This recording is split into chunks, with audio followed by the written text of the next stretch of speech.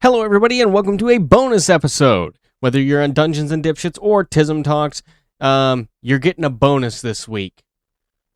Because, one, I don't feel like recording Tism Talks. Because this week has been shit with work, honestly. And Dungeons and Dipshits, you're getting 2 weeks in a row, so yippee! But Tism Talks, or Tism Moments, the YouTube channel, you're just going to basically see black. I apologize. But at the same time, I don't. Because I can't be bothered to edit this so that images pop up every 5 seconds just to keep your little attention spans in line.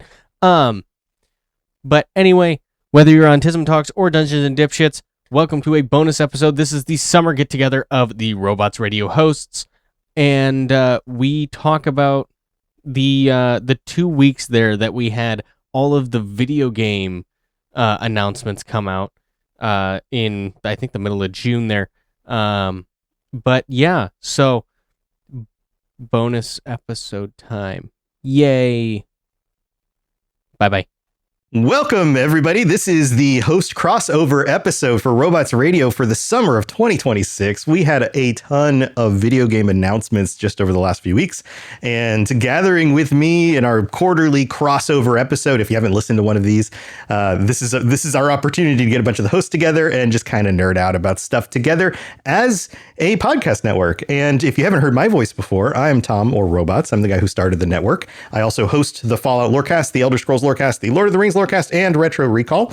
So you might know me from that stuff. But joining me this week and going up on all of their feeds will be this episode are some of our other hosts. And I'm just going to pass the baton to Sebastian. Sebastian, this is your first time joining us. Introduce yourself and how people might know you. Hi everyone, I'm Sebastian Cloud. I do the One Piece Lorecast on Robots Radio. You may know me from that, but also I'm a professional wrestler in the UK and I've been wrestling for 5 years up and down the country. So if you know me from wrestling, you know me from that. If not, the One Piece Lorecast. Yeah, absolutely awesome. Also, don't piss him off. He will body slam you. So thanks for joining us, Sebastian. He's actually a super nice guy. I wouldn't be worried about that unless you are one of, I don't know. Are you a hero or a villain in the... I am Sebastian Cloud, the puppet conductor, and I'm the villain of the ring. All right. So, okay, he is a villain, so maybe he will body slam me. But thanks for joining us. And then Jeremy's joining us. Jeremy, welcome. Hello. My name is Jeremy Geyser. You probably know me from Dungeons and Dipshits, the Fallout Lorecast, which is the more popular thing that I've been on. I go by Void over there. Yeah, you're one of our patrons. So you join us for the patron chats every month. Yes, I do.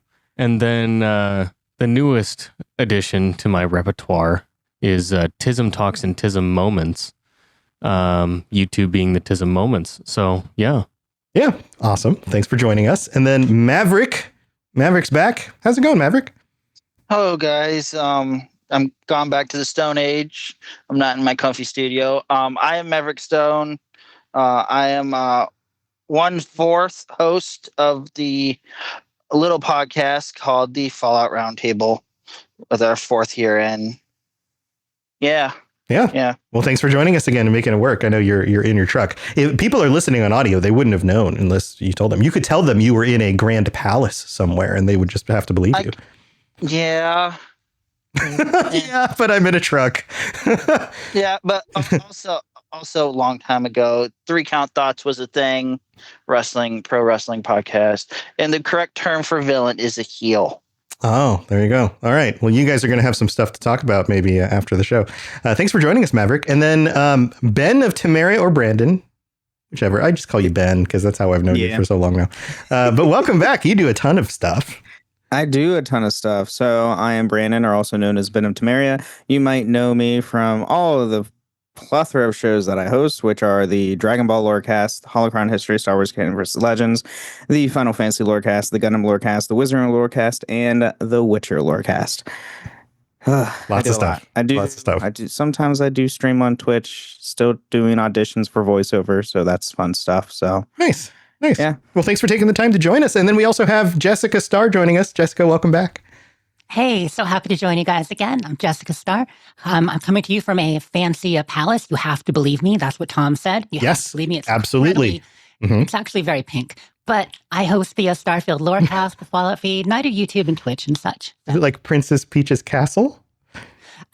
More of a mauve than a peach. Oh, ooh, ooh. Okay, a little more sophisticated than her. You guys have some beef about which is the better pink. So we're gonna throw down. You're gonna throw down. I don't know. She's pretty tough. I'd watch out. But welcome everybody. And if you're wondering, you might be wondering, wait a minute, are there more shows than just this on them? Yes, there are. These are the hosts that are able to join us this quarter. We've been trying to do this quarterly, so sometimes you get certain hosts that pop in for certain ones than others. Also, you might be thinking, wait a minute, how did they get all involved in the network? And I'll just do a little advertisement here. If you want to join us, it's not that hard. Just go to the website, robotsradio.net, check out the Rocket Club, and if you want to start a podcast, reach out. You can sign up. I can help you start your podcast, and then you could be one of us. So just wanted to put that out there, robotsradio.net, if you have any questions about that stuff, or just shoot me a note somewhere. I can always answer some questions. Happy to do that. But let's kick this off. There are a ton of games that have been announced just in like the last week and a half, or however long it's been. And Ben, we were talking in the pre-show, there are at least 3 titles for things that you already do shows about, but we're going to take turns. Each person's going to mention one at a time, and then we're going to discuss it. And it's a pretty small cast, so feel free to share. Let's start it off. You share one of the ones you're interested in, and then we'll open it up to everybody to kind of chime in and either piggyback on top of it and say like, yeah, I'm so excited for that reason too. Or I don't know, man, I'm kind of skeptical. We're going to see where this goes. But Ben, what's your first pick? I mean, I have to go with the game of all games that was announced during Jeff Keighley's showcase, Final Fantasy VII Revelations. Yeah. We're finally getting the last part of the 7 remake trilogy story. Hamaguchi-san was literally the game director, was after the presentation, was in 30 interviews in 3 days. That's a lot of interviews. Also, how many times have they tried to end the series at this point? Because every game is the final one, and then they just make more. That's a joke. No. That's a joke. Just in case anybody didn't get the joke. Sorry, go on. Yeah, everybody, go to my podcast. You'll learn the origins of Final Fantasy and why it's called that. Yeah, there you go. But yeah, I'm super excited to see the final of the series. If you played the first 2 parts.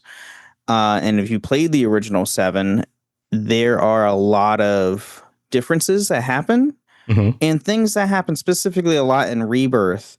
Like weird ghost things. Like I've played some of these. There's like Dementor-like creatures that happen to be in the in this version of the games, and the the main bad guy shows up almost at the get-go of the first game, when in the original 7, he came out after 30 hours of gameplay. Right.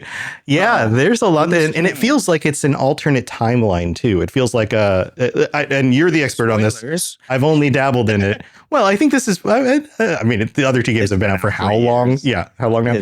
But also, it's been out for 3. A lot of people have played the original one, or might have fond memories of it, or have even just watched videos because they happen to be Final Fantasy fans, but they never really played 7 because it was that long ago. But it's pretty quickly evident if you're playing through even the first one. By the time you get to the end of the first one of the 3 remakes that they've divided it into, you start to go, wait a minute, this isn't exactly the same story. This is something's changed, right? The key tones are there, right? Where it's all the key points are still there, but they are coming into like different order, or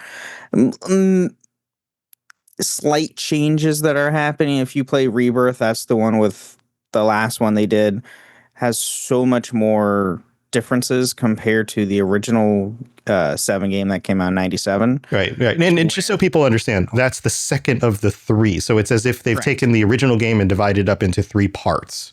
So yes. Is it remake, Rebirth, and the new one's Revelation? Is that right? Yep. Mm-hmm. Awesome. They're just finally coming to Xbox, all of them. So yes, I'll be playing them now. Remake and Rebirth are currently out on Xbox and Switch now. Yep, and that's fantastic. I loved the original so much. It wasn't my first Final Fantasy. The first Final Fantasy was my first. It was mine too. No, but it stuck with me. Mine was the first. I thought you just said the first was your first, but mine was The first was my first. Yes. High five. Mine too. And then FF3, aka FF6, was my second, and then FF7 was my third. Yeah, I think I went through the same. Yes. Yep. There we go. Yeah. We're old. So anyway, Of a feather. in fact, Final Fantasy 1 is one of the games that we played on Retro Recall. I don't know if that episode's up yet. I don't think it is. I can look just in case. But if you're curious about my thoughts on Final Fantasy 1, Retro Recall, we go back and play the old games. So did that one come out yet? No, not yet. No, not yet. Oh, all right. So that will be coming. Yeah, we try to record ahead a few weeks. So I just replayed it in January when it came to Game Pass. So Oh yeah, I forgot that a lot of the Pixel ones went to all the Game Pixel Pass. remasters, month by month, each month of the year. Yep. yeah, and the first game, having just played through it again, it's like there's so much there that is in the series that is foundational for the series from the very first game in like 1987, which is crazy. But here, we're getting a little off topic. It's my fault. Ben, what specifically are you looking forward to in the final of these 3 games? What are your expectations?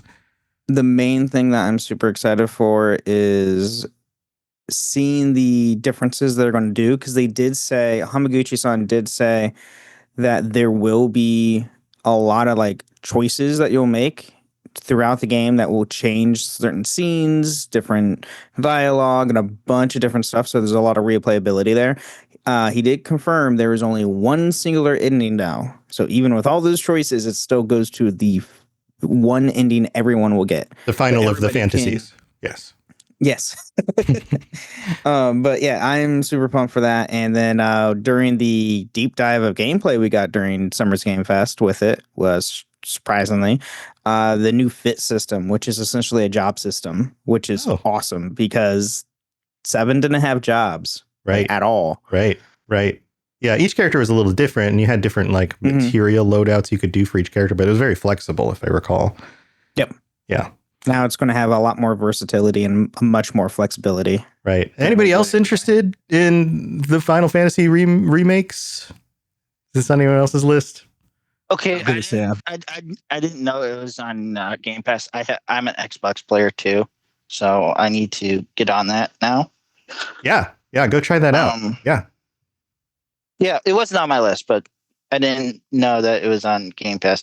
I'm focused on another game right now, but all right. But hey, maybe one to pick up in the future. And Sebastian, were you gonna say you were gonna try this out too? Yeah, it's I've never got into the remake. So like, obviously my namesake is based off Cloud from Final Fantasy VII. So I played Final Fantasy VII as a kid, really loved it. I'm just can't get into the active combat style because I'm so hardwired to the turn-based combat of the original 7. So I just can't get my head around going into that like action combat. It does feel a little different. Yeah. And then, we have Final Fantasy Resonance coming out this year. So that's a turn-based game. Yeah, it's back to, it's more like the originals. Yeah. But I like the story and I like where they've taken it. I think it's really cool that, they've taken a twist on the original instead of just hardcore remaking it. And I love that. Yeah, it is nice to have a new reason to go back and to be like, okay, what did they change and why did they change it? Rather than just like, yep, I remember this story. Yep, same dialogue, just prettier graphics or different combat. Yeah. Well, Ben, this is a good one to kick us off with. Let's move on to Jessica. Jessica, what is on your list? What is on the top of your list of things that are coming out? Okay, I feel like I'm stealing everybody else's with this one, but we're going to stick with the Fs, and I'm going to go with Fable. Fable! Oh my God. Not only my most anticipated of 2026, now my most anticipated of 2027, but after Starfield, my most anticipated game of the 2020s. Wow. So many good games coming out, so many exciting things, but Fable, this series is in my top 5 all-time series, right up there with Elder Scrolls, Fallout, Mass Effect, and Fable, and The Witcher. Yeah. It looks wonderful to have it coming back. Also, it's leading me into making the same mistake that I made when I was younger and possibly some listeners made too. So the first Fable, great. Fable 2, one of my favorites of all time. I bought the Fable 3 Collector's Edition, one of the few collector's editions I ever purchased. And at the time, I was majorly disappointed by that game. It was a bit of a letdown, Fable 3, compared to all the others because of the changes. Going back to it, after I didn't have the expectations, it totally lived up. It was fine. It was a Really? good game. Oh, that's interesting. I am ponying up for this collector's edition for the new Fable game too.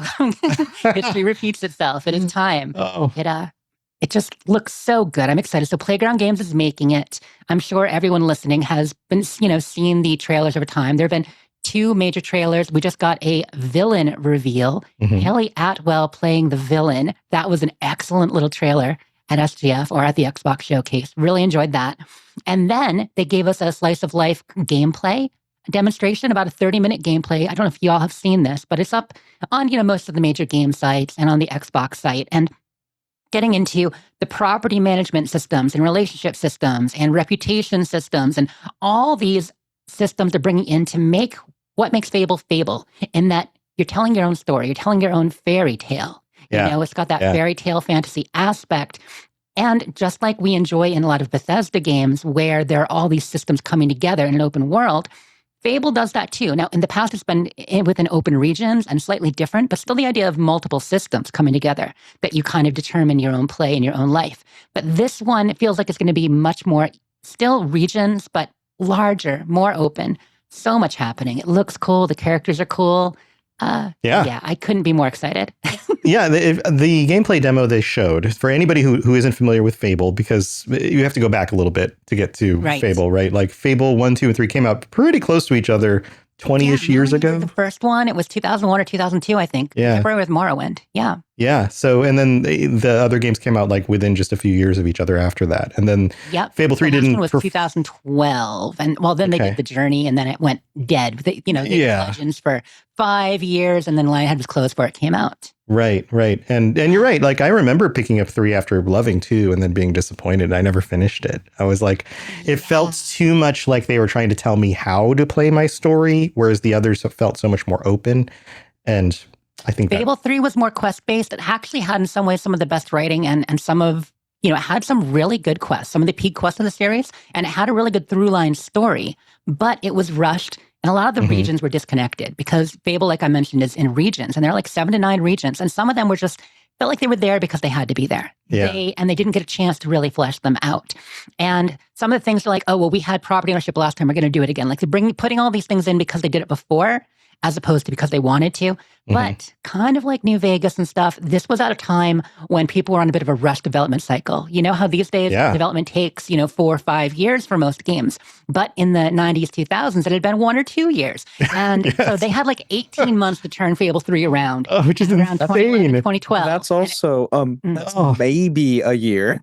Right. Some games were like 6 months. Right. And so it was kind of on the edge of things needing to take longer and them not getting enough time. Fable 2 had several years, and that it came out great. And then they're like, well, let's just iterate on that. But Molyneux, famous for, promising quite a bit in his games, they tried to stuff too much in and it was less of an iteration, more of a whole new thing that didn't have enough time. Yeah, still worth playing. There are a lot of really good core ideas in those early Fable games. Little things like your decisions change your alignment, which became a Fallout thing with alignment in 3 in New Vegas, and then also like can change visuals. So like if you become more evil, you start to look more evil, or you look nicer, which is something that made its way into the Renegade Paragon system of Mass Effect.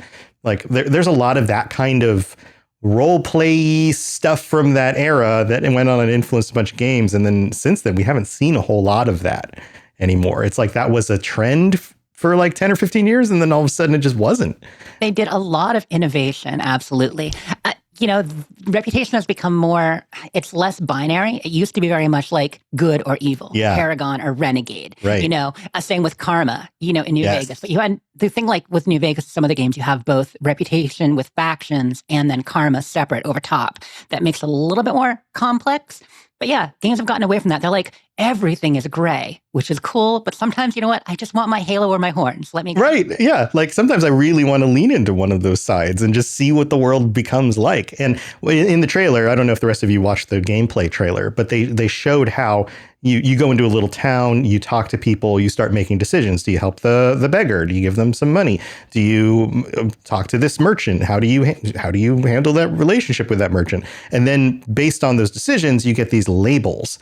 And the labels follow you around in that region because that's how people get to know who you are from your actions. And it just looks so pretty. Does anyone else excited about Fable coming out? Have you played the others? Yes, I'm excited. I am kind of sad that they're not bringing back the whole, well, you can't be truly evil or truly good kind of a thing like Fable 2 did. But they did show in the 30-minute gameplay that they released earlier this week, like, well, you could, and like, if you want to be a complete a-hole, you can just evict an entire town. Yeah, you could murder everybody in the town, and then You could murder the people. Yeah. You could like buy all the property and just evict everyone and just own all the land just because. But I'm curious how this one's gonna go. 2 was my favorite out of the original 3. 3 was just, I mean, it just felt like a standard RPG to me rather than Fable specifically. Yeah, it did kind of, it traveled a little bit far from that core. More, like, instead of being as niche as like Fable 1 and Fable 2 were, it went more broad, which I think that's kind of where, like, I don't know, the excitement of Fable kind of started dying a little bit. But with this one, we'll see. I'm excited. I'm just happy the original creator came back to do Fable. There's that. Yeah. There's that. Did Molyneux work on this? No. I didn't. I thought he did. He's working on Albion Online, totally separate, but there are some Lionhead people currently at Playground. Wait, is he at Albion Online? I know he released a game recently where you run a little village and you've got like a god hand, kind of like black and white. Currently in beta. It's Albion Online. He's calling it because the name Albion referring to England. It's not Fable specific, even though they call it in Fable. Right, Albion Online is a different game. Beta. That's an online. I'm using the wrong title, Masters of Albion. I apologize. Oh, Masters of Albion. Right, because it's the same word, Albion. I was like, wait, that sounds close, but I feel like Albion Online is like an MMO style game, sort of like top down view. Yeah, Masters of Albion. Yeah, okay, that makes sense. Yeah. Sebastian, you look like you had some thoughts on it. It's one of those games, again, I've never played it, and I feel like I'm going to say this for a lot of these games because I was predominantly PlayStation growing up. So I think Fable was locked behind the Xbox, if I'm right in saying that. That sounds right. So I never got to play it, but everybody, like in high school, they were always telling me, like, it's amazing, you've got to play it. And I think, is it coming to the Switch 2 as well on availability? That's a good question. I'm not sure. I don't know that it's launched. No, it's just PlayStation and Xbox and PC. But that would be awesome if it did. I find it interesting, Sebastian, that you voice acted in the game and yet you didn't actually ever play any of them. I know, I'm sorry. I've let the team down, and you are the baker, aren't you? I mean, Fable is a very British, very UK kind of like title for sure. I'm actually 90% of the characters, so I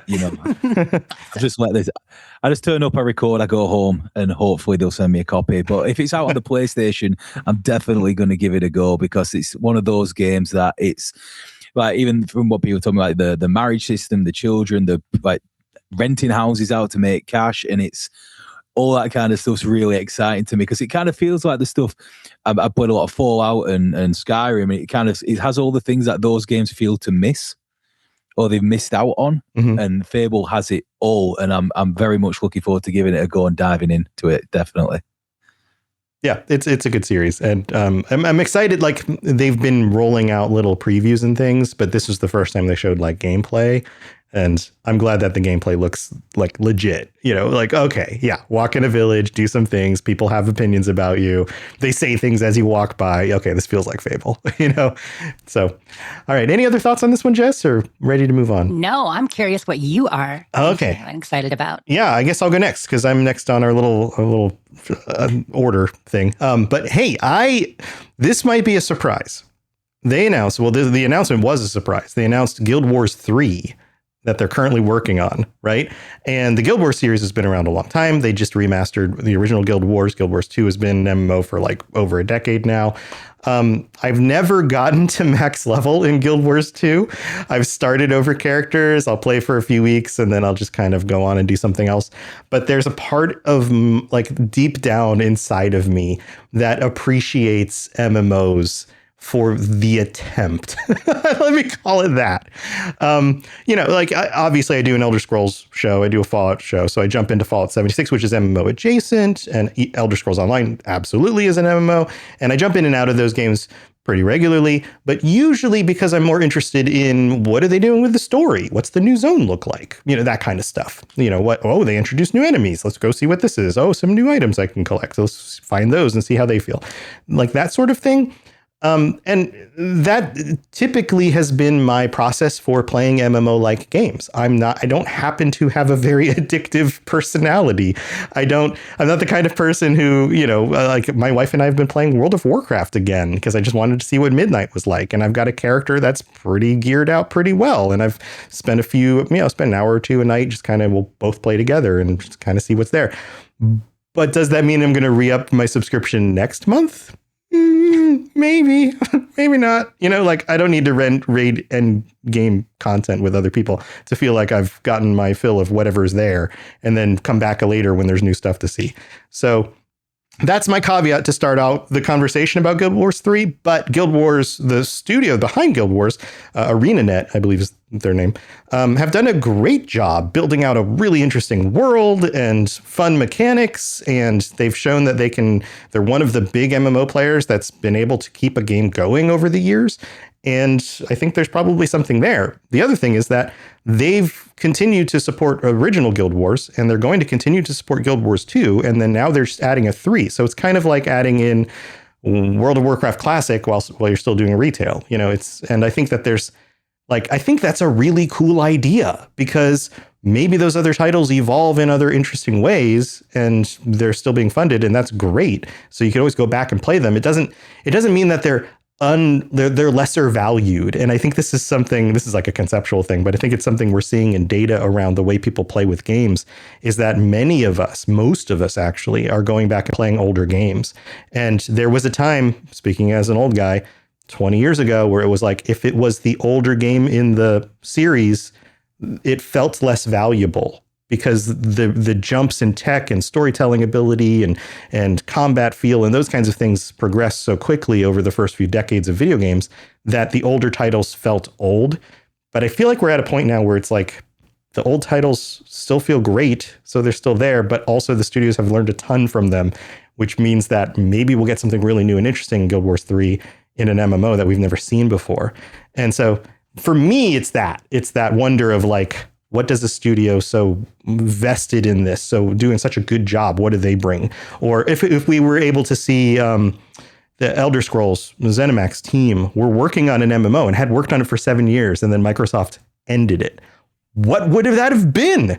Like, that's a veteran team learning from years and years of stuff to make a brand new thing. And like, I have no idea what that's going to be. So at least we're going to get to see something kind of like that in Guild Wars 3. So that's my perspective on it. Jess, are you kind of reacted? Are you excited about Guild Wars 3? Yeah, I played a lot of Guild Wars 2. I didn't play the first. Guild Wars 2, I went in as Sylvanest. No, that's Dragonlance. Sylvari. I had a Sylvari character. The plant people. But I played through up to level 60. Yeah, so I played the initial release and a little beyond. Got into some of the endgame content like the first year or two. But moved on from it. That was around the time shortly before 76 came out. So, new addiction. Yeah. Anybody who doesn't know, just plays a lot of Fallout and Elder Scrolls, a lot of Bethesda stuff too, Starfield. What about the rest of you guys? Have you guys played Guild Wars? Are you into Guild Wars? Jeremy's shaking his head. Sebastian's shaking his head. Ben? I've tried Guild Wars 2 like a year ago. I think when you said something about it and I was like, I'll give it a shot. And I was like, it was just, I play a lot of MMOs. I mean, I'm Final Fantasy for crying out. I play so much 14. Yeah. Oh, do you? I play a lot of 14. I have a free company and everything and all that stuff. So, I might try this out since it's also coming to console. Yes. It's coming to PS5, which is really cool. Seeing this Guild Wars actually going away, not just having PC, going to actual other platforms as well, which is nice. Which to jump in on top of that real quick means that they're developing it from the ground up to be console focused, which means that playing it with a controller isn't going to feel awkward like translating a PC game onto console. It should feel more natural. Yeah, I think that's what drove me away from Guild Wars 2. I'm not used to mouse and keyboard. I'm always like a controller based person. Mm-hmm. Yeah. So it was just really weird. The only game I play on PC that is mouse and keyboard is Star Wars: Old Republic. So Yeah, But yeah, that's it has PC more in only game common that's with been Star around for Wars. 15 years. Yeah, it has more in common with Star Wars Old Republic than it does, I don't know, playing Final Fantasy 14 on a console. Because the button mapping for 14 is actually, they did it pretty well. Like, there's lots of buttons, but it translates over pretty well. Yeah. Maverick, did you play Guild Wars? No. No? I was as probably the youngest guy here. No. I don't know. No, I think I don't think- Jeremy might be younger than you. I think we'll do a measuring contest later where we'll measure our longevity over our lifespans, or we could just use the word age. But Yes. No, I never really got. I mean, besides Fallout, which I do a show on it, but free time. No, I never really got into Guild Wars. I actually never knew. I guess I'm not as big of a gamer as I thought I was. I guess not. Yeah, you mentioned one title, and yeah, I guess not. Got to take your gaming credential card. MMOs are their own thing, Maverick. So totally understand if you don't play them. Yeah. No. So yeah, no. Yeah, so anyway, that's my perspective on it, and I'm assuming that 3 is going to be even easier to just kind of get into than 2 is, or I guess the flip side of that is getting into an MMO that's been around for over a decade is really hard because it's like there's so many systems, and even if you're just starting at the beginning of the tutorial stuff, it just feels like there's just so much you don't know, and that can be daunting. So to get like on the bleeding edge of a brand new one, it's kind of exciting because you can just kind of learn it as it goes. If you want. That would be a fun crossover episode someday, Tom. Just talking MMOs, get a bunch of us together who played MMOs, like kind of ranking and evaluating them, like Star Trek Online, better than Guild Wars, is better than Lotro, is better than WoW. I'm just curious. Yeah. I've tossed that's not my order. Yeah, okay, got it. Yeah. Oh, yeah, Final Fantasy 14 is at the top. So clearly. I've tossed around the idea of doing a RPG focused like news show, which would be a blend of like different people. Like the hosts would be maybe you have a panel of 4 hosts, and some hosts have more of like single player story RPG background, and other hosts are a little bit more on the MMO side or a little bit more on the CRPG side or whatever. And then you can have conversations like that all the time.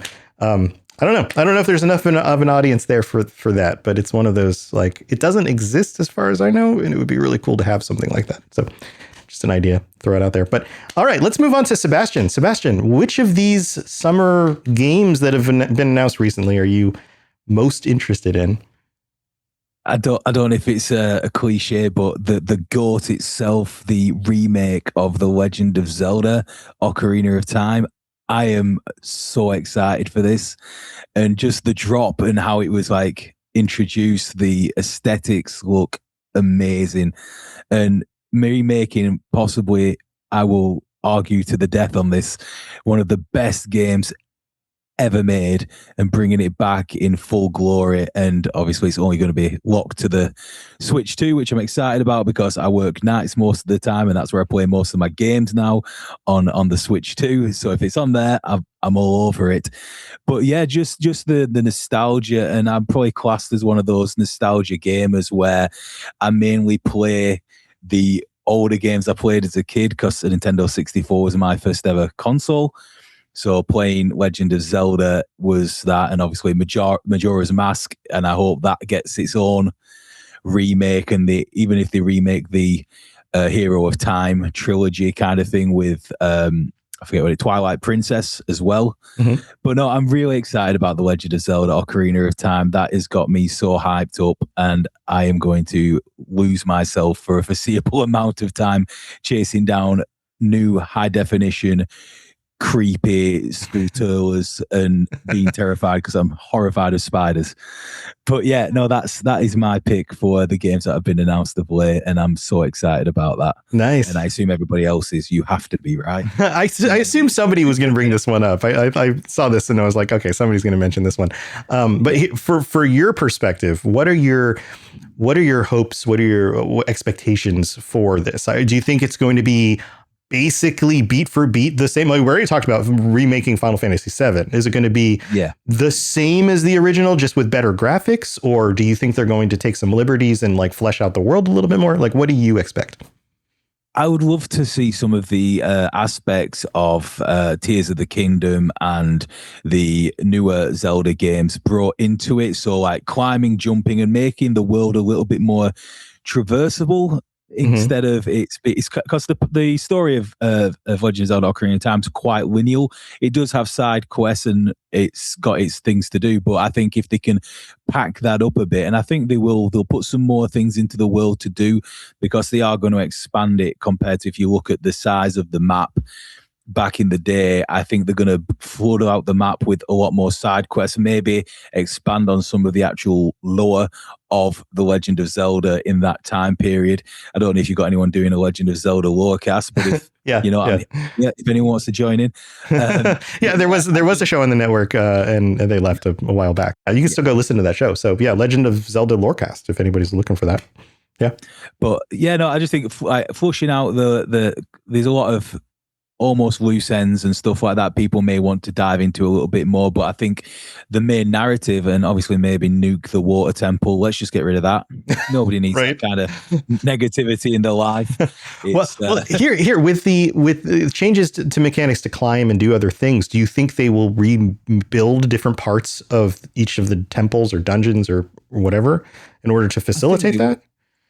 I think they'll have to. I think they will change it up a little bit, and I think there'll be people that'll get upset about it, because there is with the remake, like I said about Final Fantasy VII, the remake, it's not my cup of tea because of the combat system.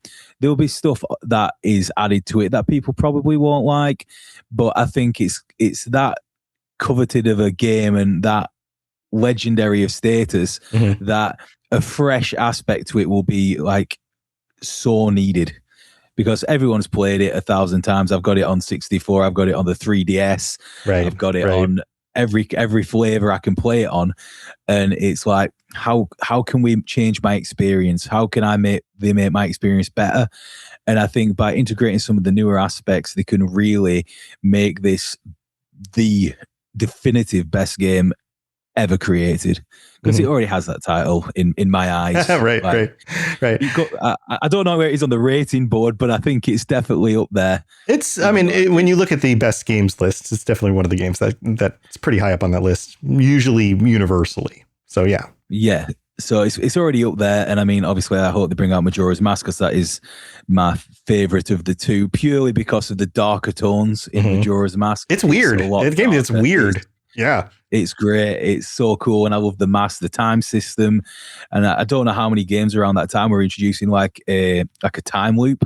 Because it was probably one of the first ones that we actually saw that fully went into that. Right. Did you know originally, I've actually watched some videos on this recently. Did you know originally that it's like a 3-day loop in Ocarina of Time? Originally, they were trying to do 7-day loops, but they realized that was so long that people would lose track of how many days had passed. So they reduced it to 3. But I'm going to say that would have got crazy. Yeah. That would have got so crazy with all the things going on. Right. But the game would have ended up massive, because like you've got these encounters on certain days and certain times. If you're waiting for Friday and you just go back to Monday, it's going to be crazy. But no, that is my pick. And has anyone got anything else they want to bring to about Zelda? I saw Jeremy, you were nodding. Was this on your list? This was on my list. I actually had to delete it from my list because he said something, and I kind of figured he was going to, considering he's got Majora's Mask on his hand. Right. Yes, he has a tattoo. Yeah. But which I love that, by the way. That's beautiful.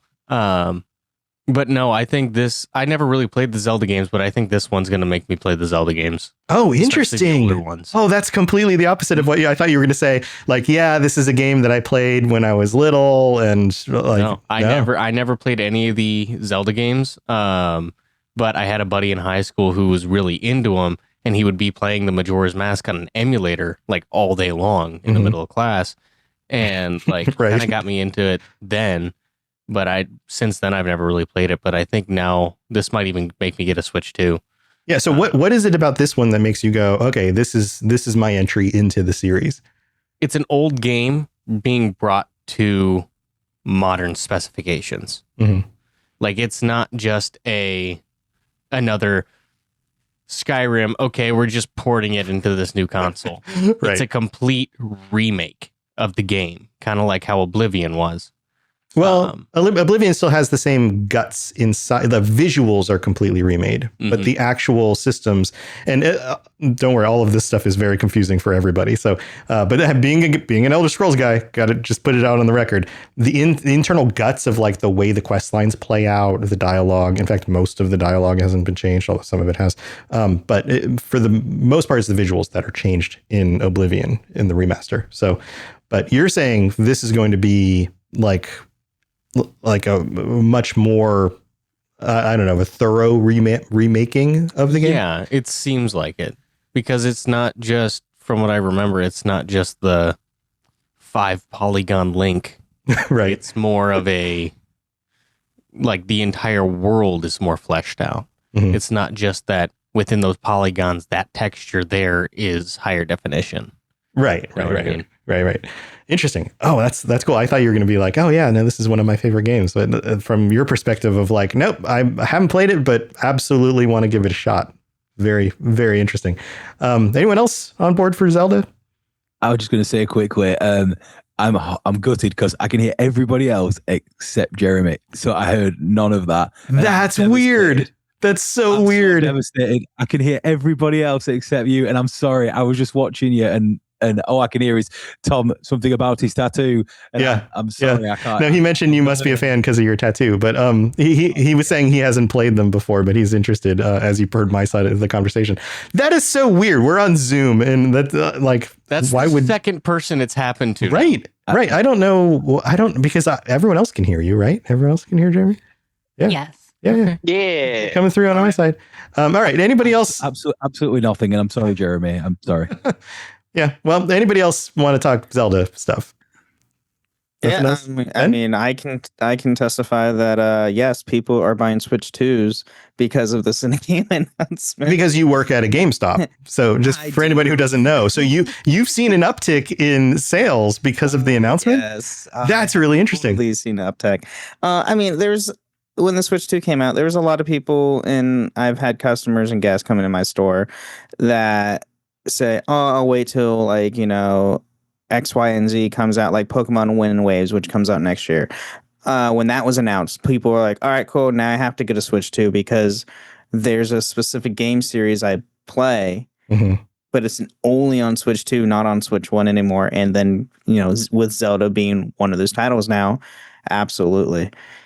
Yeah. Well, go pick up a Switch 2 soon because technology is not getting cheaper. I'll tell you that. No, prices are going up $50 in September. So go get one. Go buy them now. Yeah. And I wouldn't be surprised if a year from now they're up. Like memory costs. It has to do with AI and all of this stuff. But they're making a lot of things with the same tech that would go into consoles and PCs and things like that. So go get them now if you don't want to pay twice as much in a few years. Anyway. Sorry to doom the conversation a little bit. Sebastian, any other, or I'm sorry. You were up. Jeremy's next. I'm getting confused. Anything else about Zelda? No, I'm just excited, and I'm going to say a massive sorry because I know Jeremy's coming up next, and he's going to be telling us an epic game, and we'll translate for you. Hear about it. So can we get subtitles on this? I don't think they're an option, but I'll reiterate briefly what he says. Stay tuned. We'll fill you in. Jeremy, what game do you want to bring up? So it's not on the list that you sent. Okay, so just so anybody knows, I just took this big long list on Polygon.com, and I was like, guys, here's a bunch of the games that were announced, assuming that they put every game that was announced, but obviously they missed something. What did they miss? So this game has been out announced for a while, and it's going, and I think it's been in early access for a little bit, but it's called Dino Blade. Okay, Dino Blade. Basically, I want to say Elden Ring, but it's like a Dark Souls dinosaur game. Okay, yes, I know what this is. Spinosaurus with the Buster Sword. Oh my God. Okay, so can I give a quick descriptions for people who don't know what Dino Blade is? All right, so if you've played any of the Dark Souls games and fought a wolf holding a sword, replace the wolf with a dinosaur, and that's basically the whole game, right? Is that you're dinosaurs that are fighting. Yep. What's really funny about this is the guy that originally did a CG animation of a Spinosaurus with the Buster Sword, and it got so popular they were like, "All right, cool, we're gonna make a game out of this." Yeah. It was just a literal meme thing that he just made, And now just put it's on the internet, and now it's real. People went crazy for it. Yeah. And now it is going to be released at the end of July of this year. Yeah, I'm watching the gameplay on Steam right now, and it is basically Elden Ring or Dark Souls combat. But you yourself are a dinosaur holding a weapon in your mouth, fighting other dinosaurs holding weapons in their mouths. It's so weird. Yeah. It's awesome. I want to be a velociraptor. Absolutely. Oh, this one has like a sword with sparks. I think you are I think locked I saw to a clip of it where it was like the combat actions of Dante from Devil May Cry, and they had Ebony and Ivory in this little T-Rex's hand shooting Ebony and Ivory. It was tremendous, honestly. Oh, that's think amazing. You're locked to a young Spinosaurus as your character. So that's your character, but everyone else can be other dinos, like, including some big ones. And yeah. Oh man, I saw something about this. It must have been a while ago, and I totally forgot that this existed until you just brought it up. Okay, so are you a Souls guy? Are you a no? Nope. You're a dinosaur guy? It's just sorry for the language. It's just fucking cool. Okay, all right. I want to be a Spinosaurus blasting 3 Days Grace holding the Buster Sword, man. That's hilarious. Anybody else? There's a demo. Is there a demo that you can download? There's a demo you can play. That's amazing.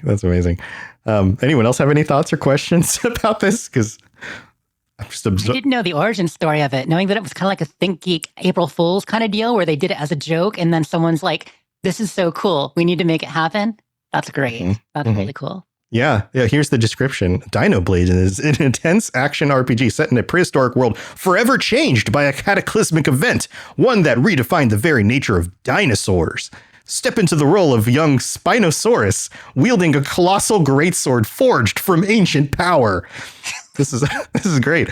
Confront rival dinosaurs, some armed with brutal weapons of their own, all in a desperate fight to prevent a looming extinction. Oh, you got to fight against the dinosaur extinction too. Sebastian said that Jeremy's was going to be epic, and it was. This one is epic. It is pretty epic. I do agree. Yes, I'm devastated. This is just reminding me of Berserk. The Buster Sword. Yeah, it's pretty much the Buster Sword from Berserk. This is and then there's like. Sometimes he drops the sword and he just like chomps the enemy. Like there's stuff going on here. Wow. I'm sure there was a game about crabs that was similar to this. I don't know if I saw it online. It was Aggro crab. giant crabs. Yeah, is that the one? Yes. That's amazing. That had to come from a meme too. The one of the crab holding the knife or something. Or is it another crab's treasure? Is the Souls-like one probably that you're thinking of? Maybe. I just remember seeing these crabs just like multiple crab games. Mm-hmm. Everything evolves eventually into a crab game. Yeah, that's an evolution joke. Yep. Yeah. Jeremy, any other thoughts about Dino Blade before we move on to Maverick? Nope. You can go right ahead. This is great. I'm glad you put this on my list because now I'm definitely interested. A release date, July 23rd, 2026. So very soon. Hopefully it gets good reviews. Hopefully it's awesome. I don't know. I guess we'll see. Maverick, I think you're wrapping this up. We've gone on pretty long with each of our suggestions, and I don't want to keep everyone too long. But what is your maybe best for last? What is your game suggestion? Yeah, maybe mine best for last. I can't. What made it my list, and I'm surprised nobody else has said this, is Star Wars Zero Company. Yes. Okay. Good choice. Star Wars. That was going to be my second choice if we're going to do another round of this, but all right. Yeah. So okay. So is this the one that's kind of like XCOM, but it's Star Wars? Yeah. Okay. So you can, from what I recall, now correct me if I'm wrong and fill in some details, you can build a squad, and you can build a squad out of lots of different types of people. So you could have like a Mandalorian and a Jedi and some weird alien with a weird face, and I don't know all this. I like Star Wars, but I'm not super deep in the lore. Am I right? Is that what this is? Yeah. It's a turn-based game. It's that Man, I'm just blanking now. I It's a had this all. tactics RPG. Yeah, exactly. Yeah. Yeah. So it's like you position your guys and like this guy's hiding behind a box and this other person's going to go over here and stand next to the door and peek through the doorway and shoot at the enemy. And then there's basically dice rolls for like, does the hit land? And then the enemies move and the things blow up. That's that sort of thing, right? Mm-hmm. Now, okay. So are you into this because Star Wars primarily, or are you into this because tactics game, or both? I'm into this because Star Wars game. Okay. So that's the main draw. Now, do you like tactics games also? It depends on the game, to be honest. All right. Like, I don't play a whole lot of tactics games. I play more open world games, like Subnautica 2, GTA. Fallout. You're into Fallout. You do a Fallout show. Right. Obviously Right. Fallout. Okay. So what is it about this that, other than just being Star Wars, that draws you, that makes you go, oh, this is cool? What draws me in is it's sort of like a different type of Star Wars game that I feel like the community's used to, because a lot of Star Wars games are more like Knights of the Old Republic, Battlefront, the old Battlefront to then the new EA game Battlefront. It's just a lot of combat that's more open, where this is more turn-based tactics where you have time to process everything, I guess. Right. Yeah. And so and I know I'm missing a ton of Star Wars games. I play a ton of Star Wars games. It's fine. I'm not playing Fallout games or Ace Combat, but I'm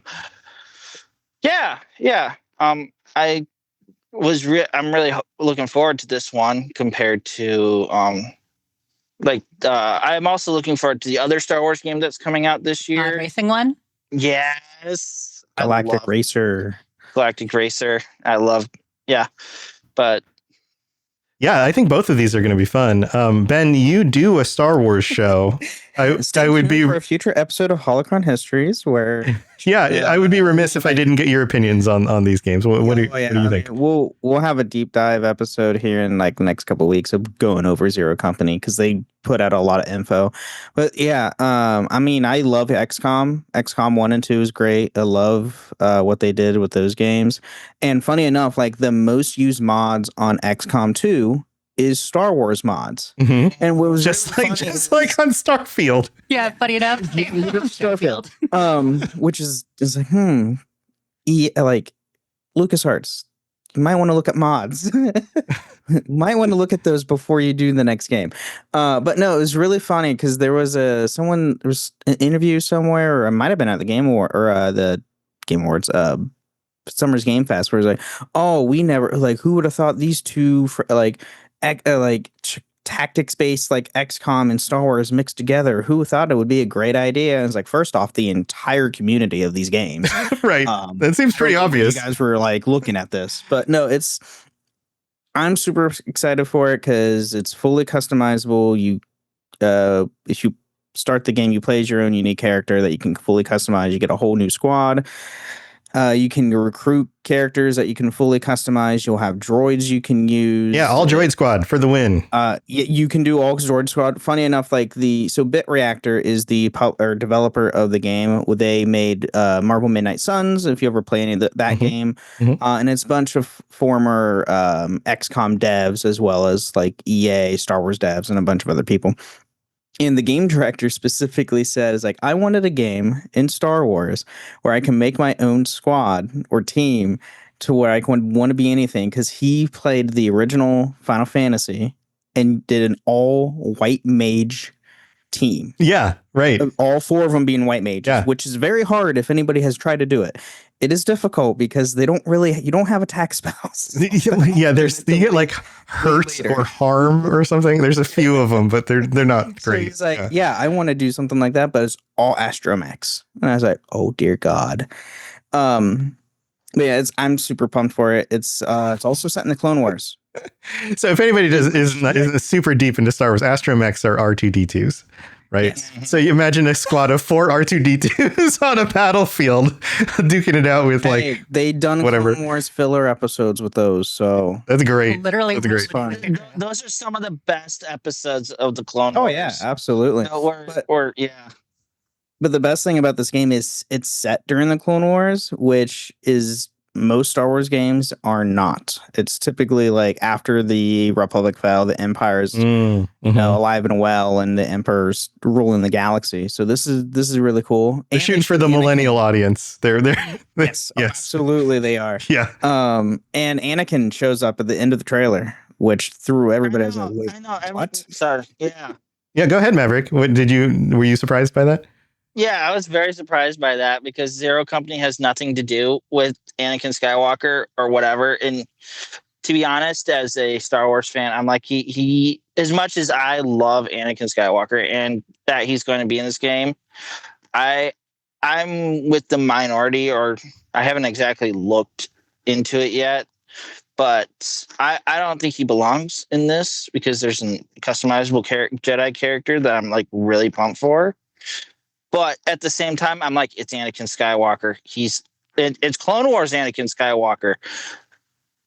Yeah. I'm okay with and it. no. It's like Revenge of the Sith Anakin. Yes. 'Cause if you look at his Yes. robes, I'm sorry, it's Revenge of the Sith. So Yeah, which makes no sense. which I don't want to make this go into a whole ordeal. Yeah. So, Well, I guess we'll have to wait for the game to come out and see how do they justify it and how does it work, right? I mean, we could jump to conclusions and go, well, it doesn't seem like it's going to work, but comes out August. let's see. Yeah. So August, very soon. Very soon. Yeah. Yeah. Nice. Very cool. Well, let's open this up. Anybody else have any Star Wars? Are you a Star Wars fan, Jeremy? I am a Star Wars fan, but here's my one thing. Is it going to be considered canon? Yes, all Star Wars games, everything. The most important question for anyone who's listened to any of our shows. Yeah, But is it canon? Will it be canon? Yeah. Yes, everything under since 2014 and on has always been considered canon going forward. Interesting. I didn't know that. Thank you. So Actually, I didn't know that either. interesting. Ever since Disney took over the franchise and streamlined it, because not to get in a rabbit hole, This could there's become a lot whole of new Star episode. Wars things, but yeah, that's go listen to my show. Yeah, yeah. I'm sure you've explained. In fact, that's the whole point of your show is like, okay, this is the original lore. This is the new lore. This is how they're similar. This is how they're different, right? So Star Wars canon versus legends. That's the word. I always forget the word they use for like, no, it's the old lore and it's the new lore, like, but canon legends. All right. Sebastian, Star Wars for you? I only played the Battlefront games, and I remember playing them on like a multi-tap on a PlayStation 2 back in school. I love Star Wars so much. I love the original 3, and then the ones that came before 1, 2, and 3. Yeah, the prequels. That's the one, and I love them. And it's the same way everything that's been hit by Disney. There's so much content that's just kind of been dumped. Right. I can't keep up with it all, and it's like I barely have time with everything I kind of do and it's a shame because I love the lore and I will be listening to the podcast 100%. You've got a new listener right here, and but no, it's one of those. I love Star Wars games. There's just too many. There's too many of it. Yeah. It's overwhelming. But no, I'll have a watch of the trailer, and if it's something I'm into, I'll definitely give it a go. Because I do like Star Wars. It's just one of those things that the same with Marvel, everything's just so dense right now. Like after Infinity Wars and Endgame, I just lost it. Yeah, it's hard to keep up with so many things all at the same time. That is difficult. Yeah. And I think I could get on my soapbox and talk about lore and canon and why is a canon important, all of that stuff. I think this is something I've been saying for a little while now, but I think we're at the end of a phase, an end of a pattern in fandom where you go back 5 or 6 years to like the origins of my shows, and canon, what is and isn't canon was extremely important because we had so many series, like you guys have been saying, Star Wars and Marvels and like comics and Fallout and anything else, where we were getting updates on things and we had such a long history with them that the question started to become, okay, but how does it fit into that history that I'm also a fan of? And a lot of people wanted to solve that problem. And I think we're starting to move past that, where I think it's healthy to go, okay, what is canon? And then to move on and go, well, regardless of what is or isn't canon, whatever they're making now can still be enjoyable, even if it is like kind of its own thing. Because traditionally in fantasy and sci-fi, that's the way it always was. Like you just follow the Terminator series. No two Terminator movies actually work in order from each other in a genuinely satisfactory way. They've all got plot holes. Follow the Alien series. They all have plot holes. We've had to adapt. Yeah. For sure. And it's funny because over the years, people made them work as though, they're like, I was there when the scrolls were written. Right. And yes, you were. The Zelda series. But at this point, Yeah. There's 10, 20 entries. Now we've got to kind of make these work together. Yeah. And they don't. It gets kind of ridiculous to be like, well, it's supposed to, and so it should. And it's like, yeah, I get that. But also mostly, but also these were written decades apart by completely different people with different intentions, with different audiences. They're not all going to match. And to assume that they will is like, it's like assuming that you could teach your dog math. No, you just can't teach a dog math. Like, you just can't. So maybe just accept that your dog likes to fetch a ball and be happy with it, Like, it's almost like from a solo creator, that's the original concept. But when things get bigger and they get more people involved in them, they become their own entity. Right. And once they're their own entity, they belong to the world and the universe and that kind of concept. And it's the same with like Lord of the Rings and the Rings of Power. The original creator is gone, and now it's, do you want more of this? Because we all love it, and these people deep diving into all Tolkien's work and then trying to expand it because it makes money. Right. And on top of it, there's I can talk from the Tolkien perspective on this. Absolutely. There are holes in the things that he's explained. There are things that he wasn't even satisfied with his own answers, and he never finished explaining them. And that's normal. And then it's also normal for people who write fan fiction or people who actually create content in any way to want to fill in those holes. And so they write stories to fill in the holes. Does that mean those stories are canon? Well, it's not the original creator. So that's kind of a non-question, And yet the current controller of the series tends to be the arbiter. But it's appendices, apocrypha, expanded universes. Like these things happen. And what is and isn't canon can be deemed to be so over time. It changes. Right. Yeah. Or like a lot of us play Fallout 76, right? And it's like, oh, well, now they have New Vegas armor in Fallout 76, even though those events didn't happen until almost 200 years later and all of this kind of thing. And it's like, guys, it's for fun. It's a game. Yeah.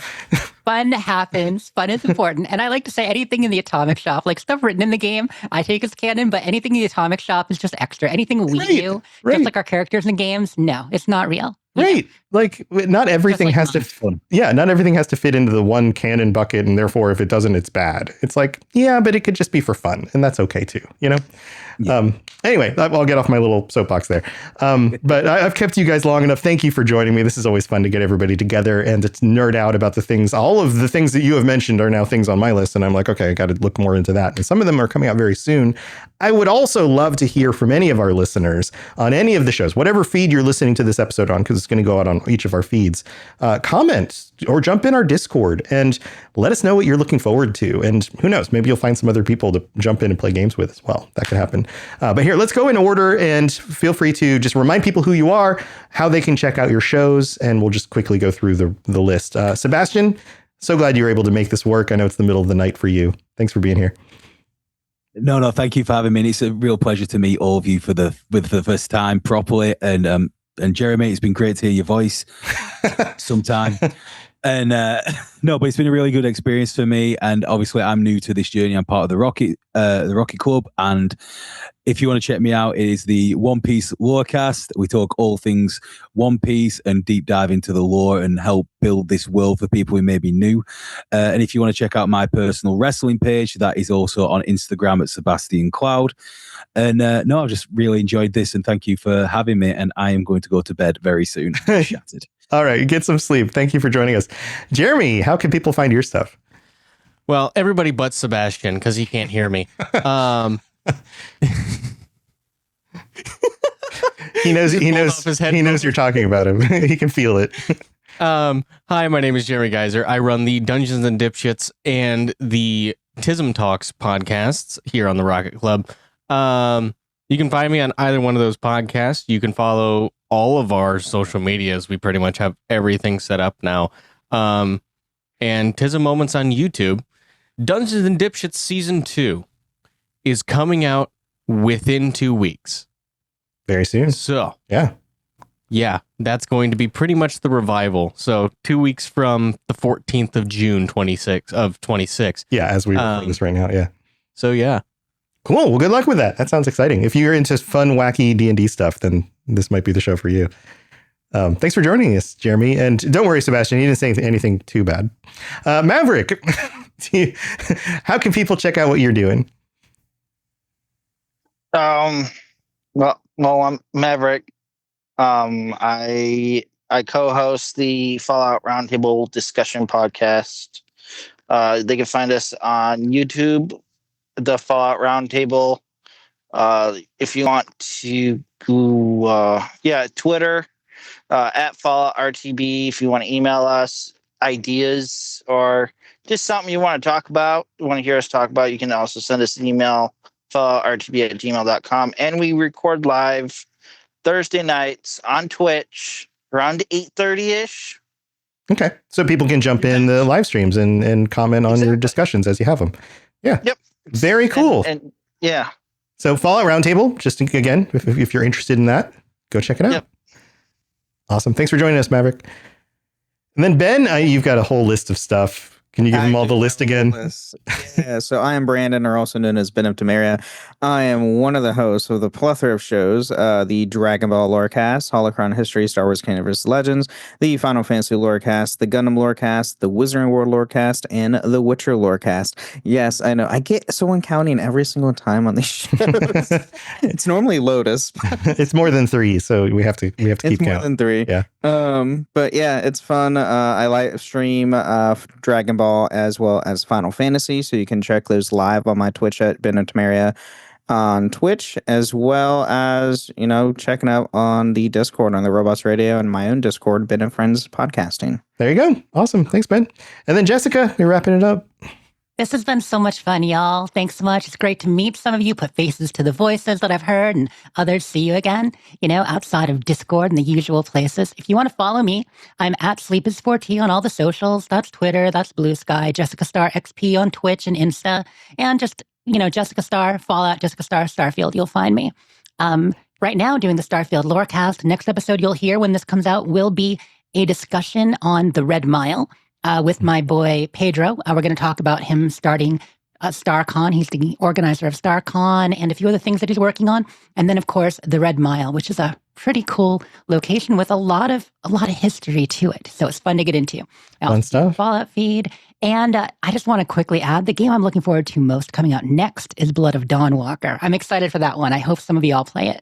Oh, all right. Well, maybe we should keep a list on the Discord where we put in the other ones that we didn't get to talk about, and then people can join us. I mean, here's what I'll do. I'll share some of the ones that I've got on my list, and if you guys want to chime in, we'll put them in like the all games section. There's an all games channel on the Robots Radio Discord. So anybody who's listening, who's like, yeah, but I wanted to hear the other ones they were going to bring up, you can go in there. You can look at the list of games that we each are absolutely chomping at the bit, I guess would be the right phrase, to actually get to play these and see what they're like.